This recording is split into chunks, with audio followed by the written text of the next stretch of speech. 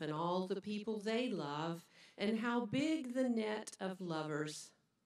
It felt so clear, all those invisible ties interwoven like silken threads, strong enough to make a mesh that for thousands of years has been woven and rewoven to catch us all. Sometimes we go on as if we forget about it, believing only in the fall, but the net is just as real. Every day, with every small kindness, with every generous act, we strengthen it. Notice, even now, how as the whole world seems to be falling, it is there for us as we walk the day's tightrope, how every tie matters. We give thanks for our life together, for our shared breath and spirit. Amen.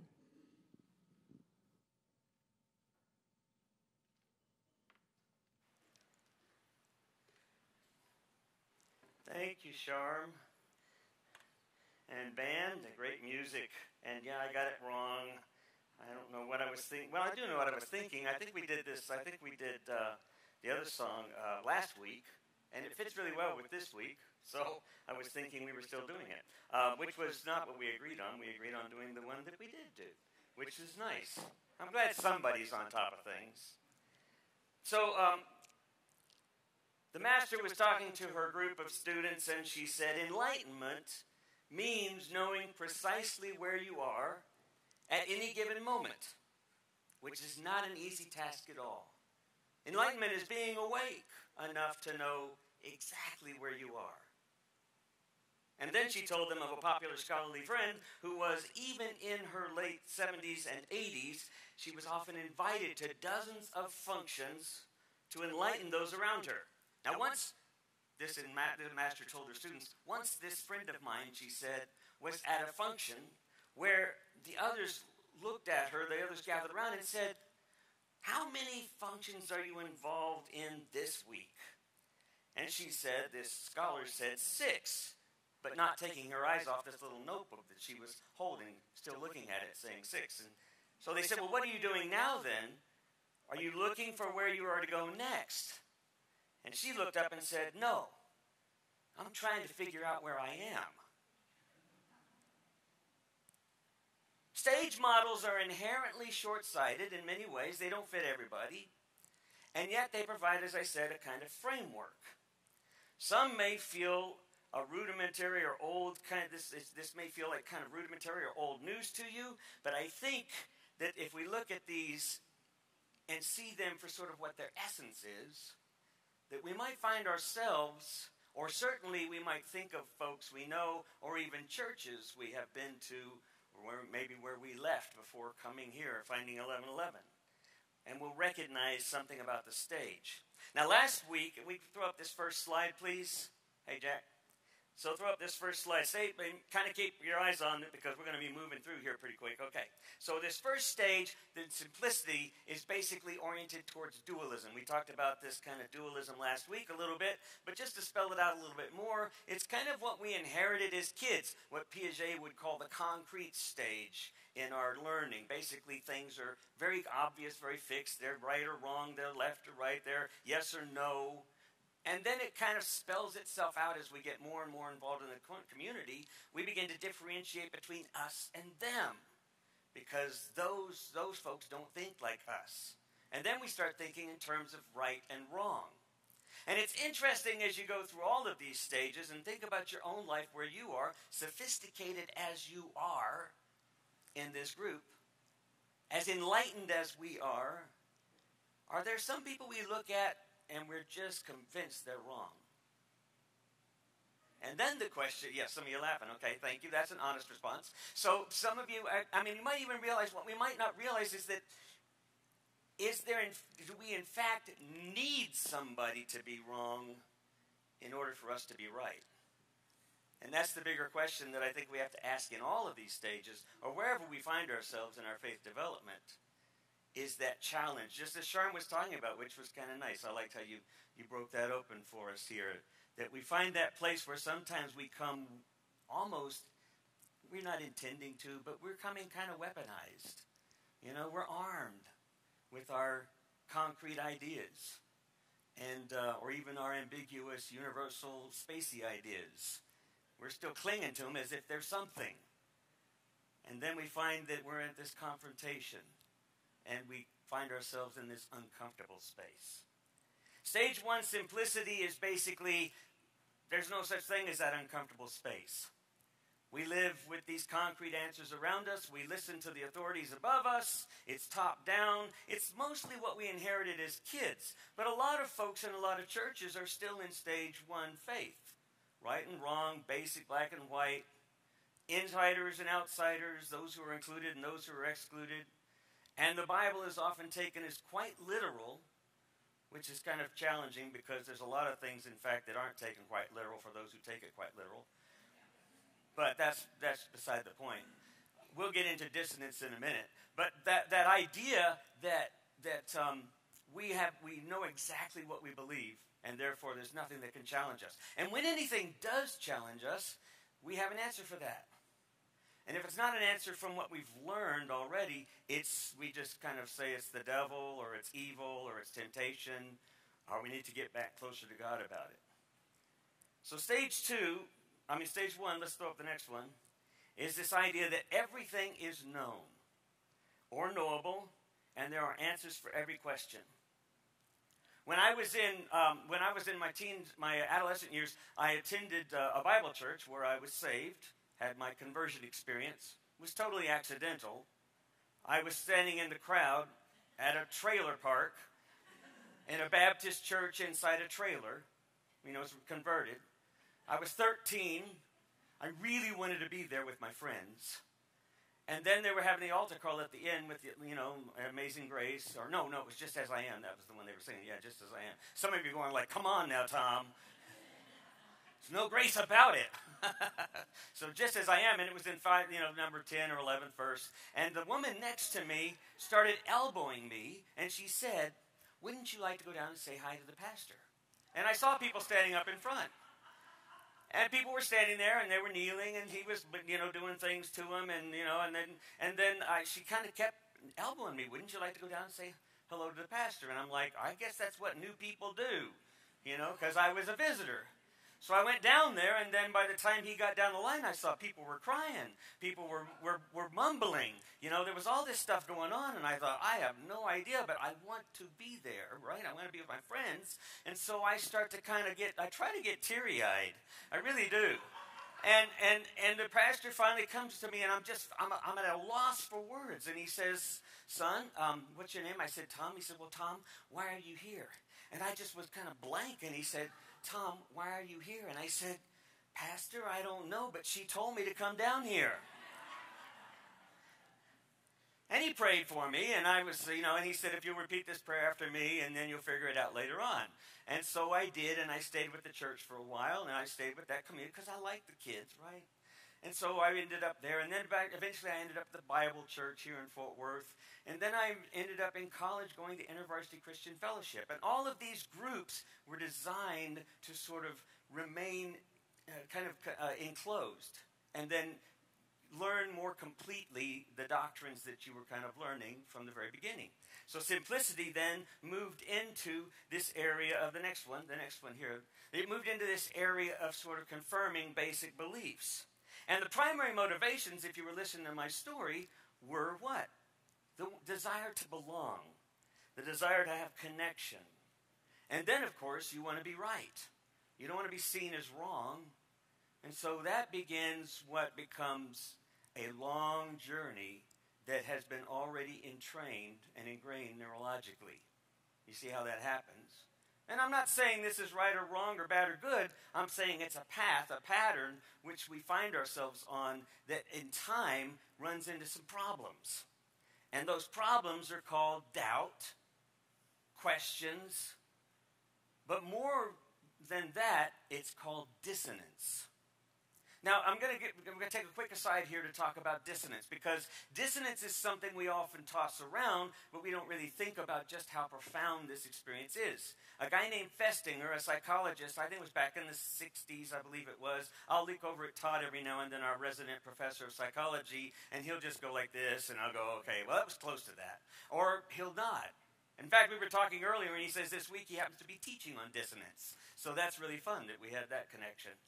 But cognitive dissonance is this idea that scientists were beginning to discover that we react to certain things with a kind of anxiety.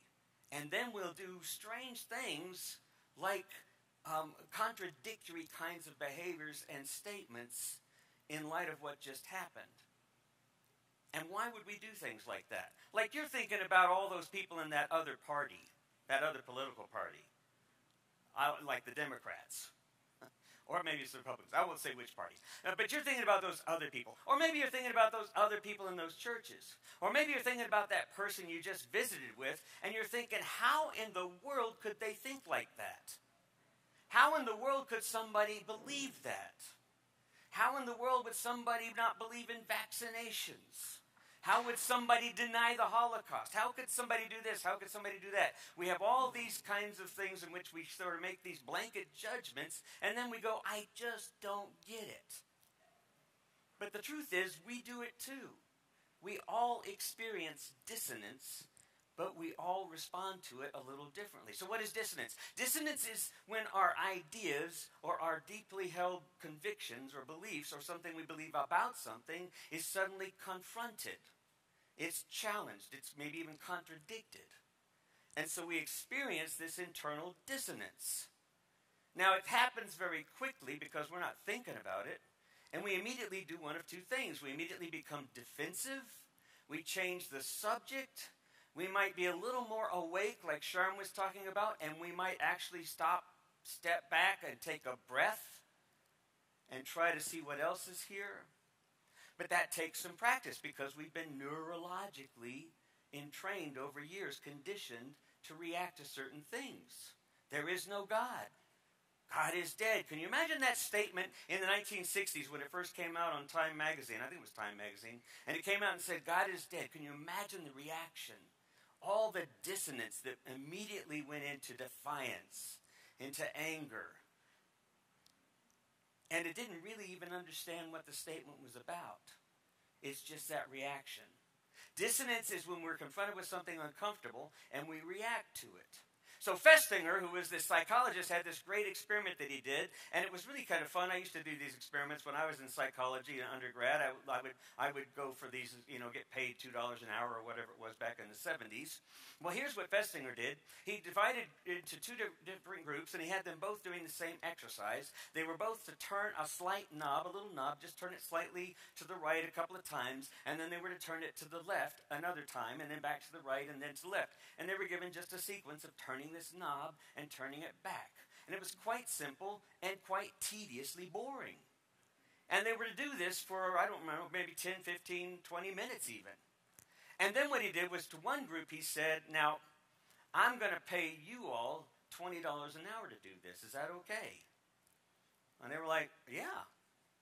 And then they told the other group, I'm going to pay you $1 an hour to do, I guess it was probably for every 5 minutes or something, but I'm going to pay you $1 to do this exercise.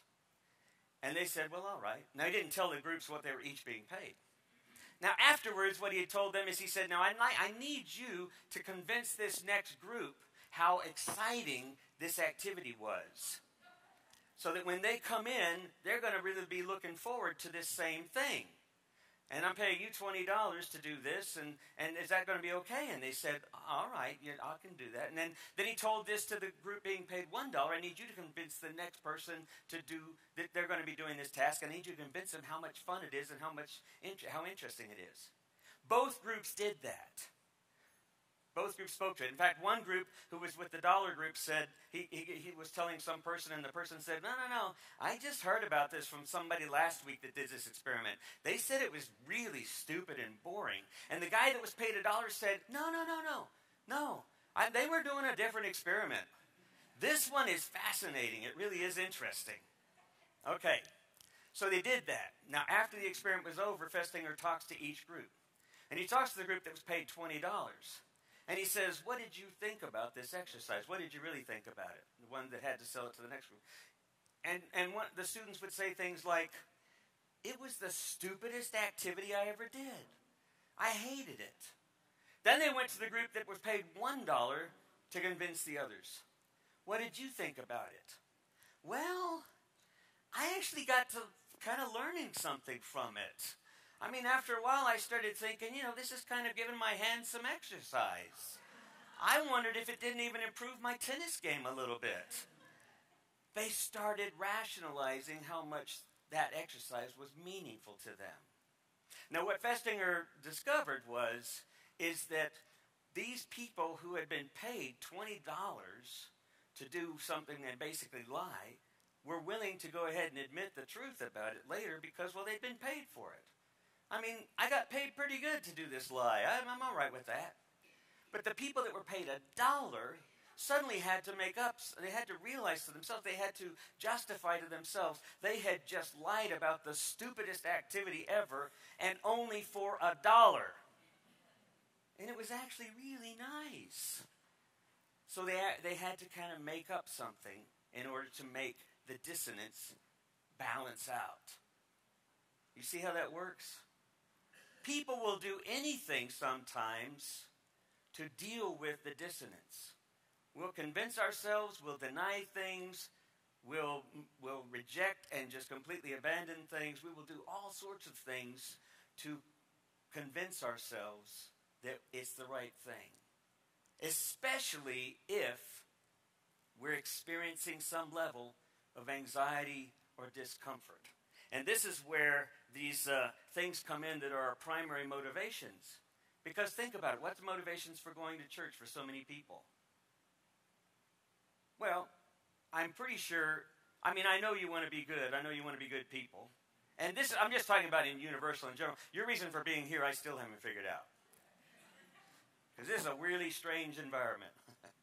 But I think that's part of why you're here, is this openness. We'll get to that at the end. But I think one of the things that when we find ourselves going to church communities like this are because we want to belong. We want to have that connection. That's what we were talking about last week. The one most important thing is we want to find connection. We want to belong. But there's also fear. Fear of mortality, fear of not belonging, fear of not having friends, fear of being wrong. With our kids, we're afraid of the wrong influences. We want a good community for our kids. Fear is a primary motivator in a lot of what we do early on with church.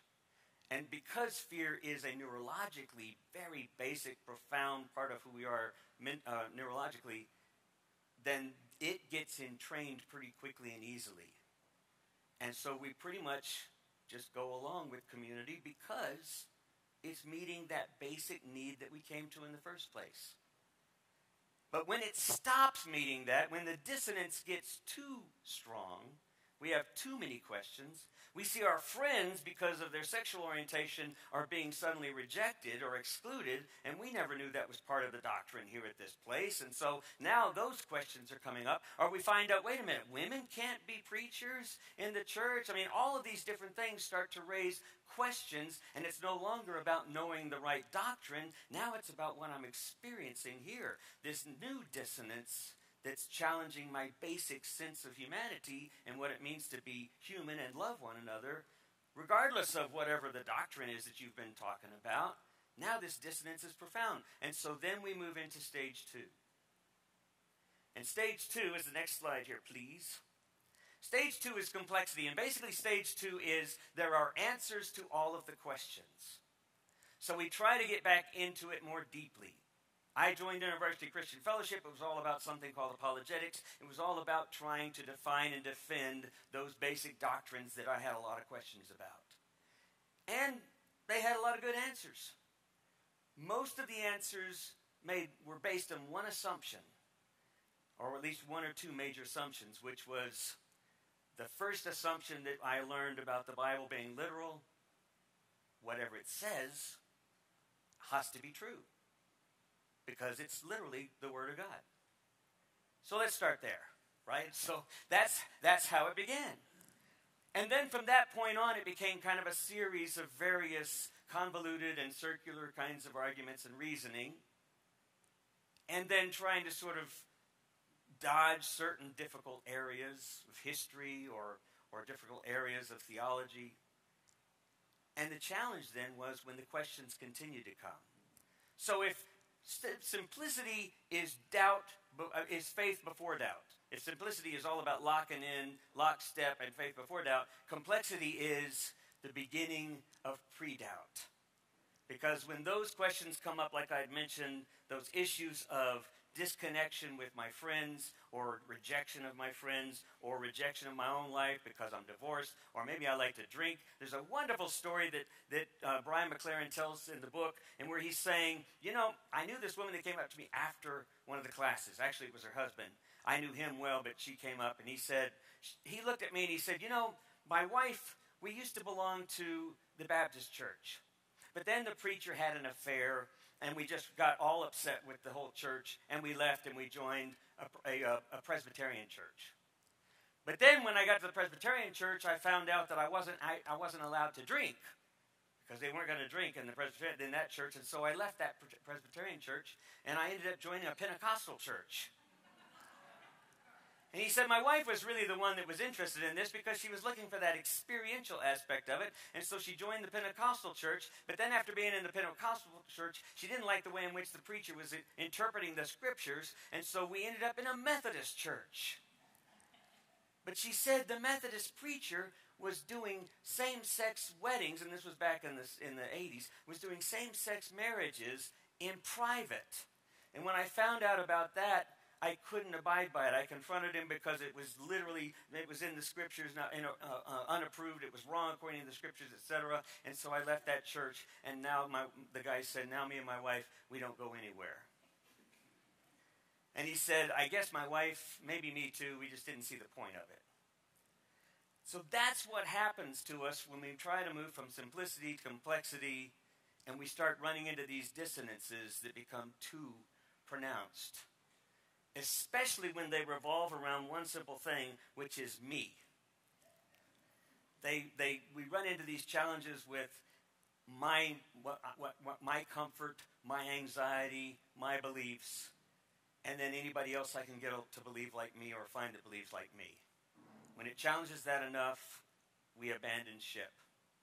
Not because that's our only option, but because that becomes the easiest thing. I think there was a Greek philosopher named Protagoras 2,000 years ago who said, man is the measure of all things. And what he meant by that was this idea that we tend to use as our gauge, as our measurement, what I believe, what I think, what I feel. And then we look for people who are like-minded, like feeling, like belief. And then when those start to get challenged, we find someone else. It takes a lot to kind of overturn these basic simple kind of neural entrainments, these neural conditioning. But when we do find it, then we start having to deal with the problems of complexity. Let's go to this next slide here as we wrap it up. Most people in churches remain in stage 1 or 2, or going back and forth between them. The Methodist Church could be said to be a stage 2 church. It also has the potential for being something much more ambiguous, mysterious, embracing, and questioning. Ergo, that's why we're here. The Methodist Church actually was founded on a very stage 2 idea: complexity, learning, studying. It was based on this idea of combining scripture with traditions and experience and reason, what's called the quadrilateral. And that whole fourfold norm provided a vehicle for exploring things more deeply, learning more. It doesn't get rid of the dissonance, though. The dissonance is something we have to deal with. There's no real answer for cognitive dissonance other than courage. Do you see that? There's really no answer for cognitive dissonance. It will come where you least expect it. It will come to the most liberated and open-minded individual, and they suddenly have to figure out, how do I face this without defensiveness, rejection, looking for like-mindedness, or retreating back to something simpler. It takes courage. And then the question is, how long can you stay with it? So we get to this last slide. I entitled this sermon, When Getting to Right Goes Wrong, because that's really what complexity invites us into. Most of us in here would probably say the reason why we are here is because we've experienced a time in our life where something created a lot of dissonance for us. And we needed to find a path that opened up and invited us to explore that dissonance in a place of acceptance and non-judgment. And so we do that here. But that's not the end game, because now we're in this place that's what we're going to talk about next week, which is perplexity. And perplexity is not necessarily a fun place to be, unless you're a 4 on the Enneagram, which I am, and most of you are not. And as my wife tells me sometimes when I'm pressing for an issue and going, come on, let's take this to its logical conclusion, and she looks at me and she says, Tom, not everyone is a 4. And I get that. It's really hard sometimes to push past this dissonance. One of my favorite little, you guys can come on out.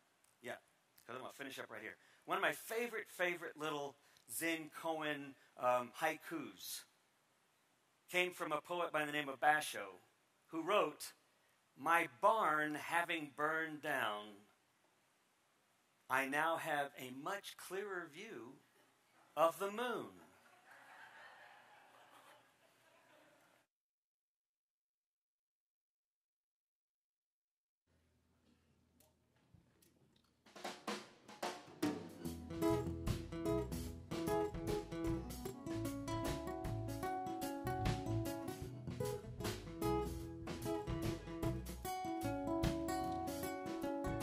The sun's up, it's okay, the world's about to another day, and I'm thinking about eternity.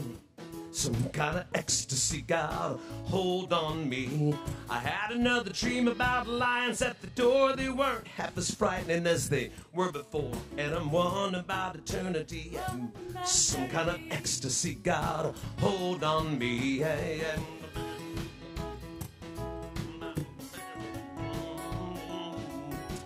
Walls, windows, trees, ways coming through, and you being me, and I'll being you, together in eternity. Some kind of ecstasy got a hold on me.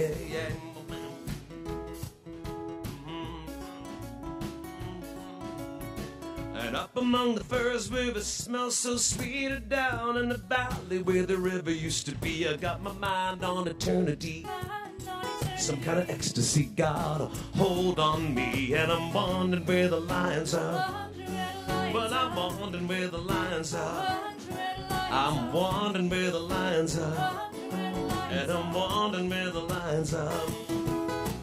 Future flying bow rises off a lake, 1,000-year-old petroglyphs doing a double take, pointing the finger at eternity. Sit in the middle of this ecstasy.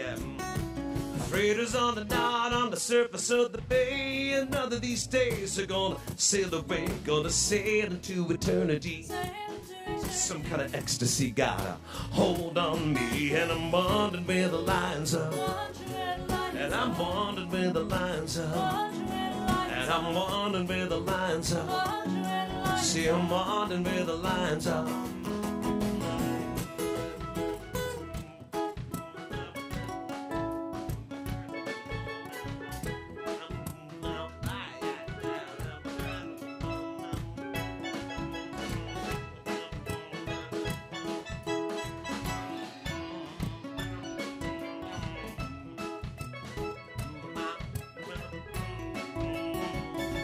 And I'm wondering where the lions are. And I'm wondering where the lions are. I'm wondering where the lions are. And I'm wondering where the lions are. Still wondering where the lions are. And I'm I'm wondering where the lines are. And I'm wondering where the lines are. And I'm wondering where the lines are.